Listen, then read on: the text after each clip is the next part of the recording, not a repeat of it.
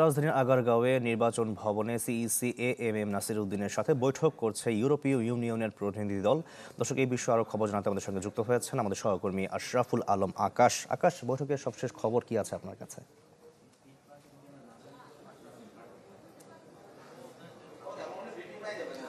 শাকিল, 1 ঘন্টার বেশি হতে যাচ্ছে, এখনো কিন্তু বৈঠকটি চলমান রয়েছে। প্রধান নির্বাচন কমিশনারের সাথে কিন্তু ইউরোপীয় ইউনিয়নের যে 4 সদস্যের প্রতিনিধি দল আছেন তারা কিন্তু এই বৈঠকে অংশ নিয়েছেন। বলা যায় বাংলাদেশে নিযুক্ত ইউরোপীয় ইউনিয়নের রাষ্ট্রদূত মাইকেল মিলার তার নেতৃত্বে কিন্তু এই বৈঠকটি অনুষ্ঠিত হচ্ছে।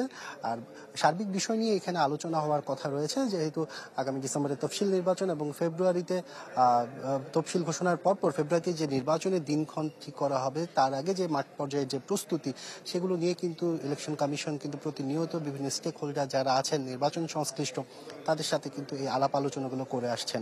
তারই অংশ হিসাবে বলা যায় আজকে দুপুর 12:30টায় কিন্তু জাতীয় নাগরিক পার্টির একটি প্রতিনিধি দল আসতে পারে। তারা যে আলোচনা করবে তার পাশাপাশি কিন্তু তাদের যে নিবন্ধনের কাগজ, সেই নিবন্ধনের কাগজটিও সম্ভবত আজকে তারা ইলেকশন কমিশন থেকে সংগ্রহ করতে পারে, এই ধরনের একটি ধারণা করা যাচ্ছে।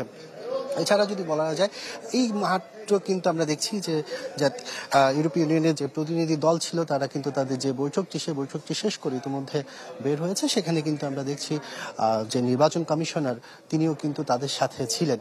একজন নির্বাচন কমিশনার কিন্তু প্রধান নির্বাচন কমিশনার, এখান থেকে কিন্তু তারা মূলত এই বৈঠকটি করে এই মাত্র তাদের যে বৈঠকের কার্যক্রম সেটি শেষ করেছেন। Japan Bangladesh joint venture company JBS holdings limited. কিছুক্ষণ পর তারা গণমাধ্যমে যদি কথা বলেন তাহলে জানা যাবে আসলে কোন কোন বিষয় নিয়ে তারা আলোচনা করেছেন, তাদের আলোচ্য বিষয়গুলো কি ছিল। সব মিলে এখন পর্যন্ত ইলেকশন কমিশনের পক্ষ থেকে কিন্তু আমরা দেখছি প্রতিনিয়ত নির্বাচনকে সুষ্ঠু করার জন্য যেসব প্রক্রিয়ায় কাজ করা উচিত তারা কিন্তু সেই প্রক্রিয়াগুলোকে ধারণ করে কাজ করে যাচ্ছেন। তাদের যেটি দাবি যে যেহেতু এবার কিন্তু গণভোট সহ জাতীয় নির্বাচন একসাথে হতে যাচ্ছে, সেই হিসাবে নির্বাচন অবশ্যই চ্যালেঞ্জ রয়েছে। চ্যালেঞ্জ থাকলেও তাদের সক্ষমতা নিয়ে তারা সন্তুষ্টি প্রকাশ করছে। এছাড়া সব ধরনের চ্যালেঞ্জ মোকাবেলার জন্য তারা বিভিন্ন রাজনৈতিক দলের এবং মাঠ পর্যায়ে যে প্রশাসন কাজ করবে মূলত তাদের সহযোগিতা কিন্তু তারা চেয়ে আসছে।